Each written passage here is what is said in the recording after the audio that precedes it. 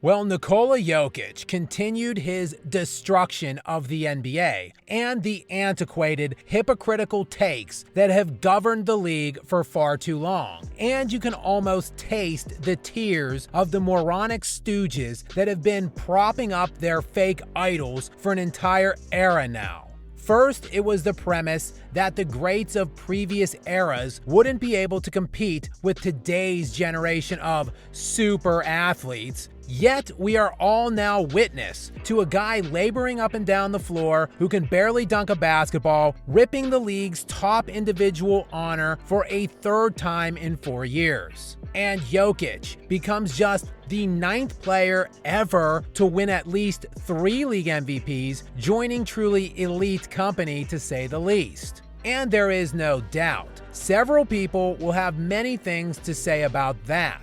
He is the worst MVP winner in the last 40 years. But see, somewhere along the line, the NBA and its writers became obsessed with advanced analytics and buzzwords like efficiency. While it is undeniable Nikola Jokic's impact on winning far exceeds these silly little acronyms PER, VORP, and BPM, as evidenced by his title run a year ago, his game has also maximized and exposed these analytical elements of the sport. And now analysts will sit on their perches bemoaning the fact Jokic is undeserving of this honor. I don't like to rain on people's parade, but I'm not happy with this one. And there are certainly cases to be made for others this season, most notably Shai Gilgeous-Alexander, who won the West's #1 seed while leading the youngest team in history to achieve that distinction. Oh, and he averaged 30 points per game and led the league in steals as well.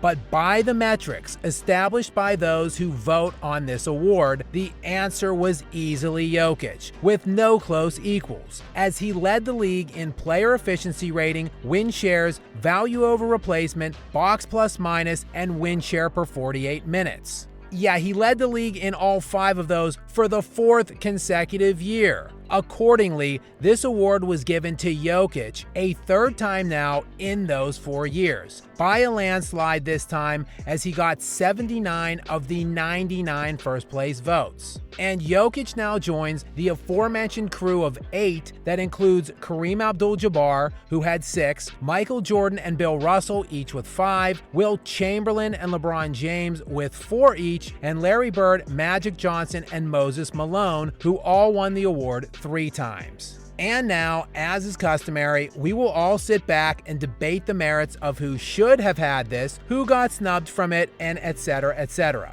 Taking a look at Nikola Jokic, this is the 5th time with a top 5 MVP finish in his now 9-year career, all by just the age of 29. And he seems well on his way to finishing in that top 5 range many more times, which should translate to additional trophies, as there have only been 6 players in league history to finish top 5 in season-end MVP voting 10 times or more. Kareem Abdul-Jabbar had the most such seasons with 15. LeBron James has done it 14 times, while Bill Russell had 11, Michael Jordan had 10, and Wilt Chamberlain also did it 10 times. Oh yeah, and Kobe Bryant also did it 11 times. While Kareem, LeBron, Russell, Jordan, and Chamberlain all won the MVP award at least 4 times each, Kobe Bryant was given only 1. And for some additional context on that, Larry Bird and Magic Johnson each won 3 MVPs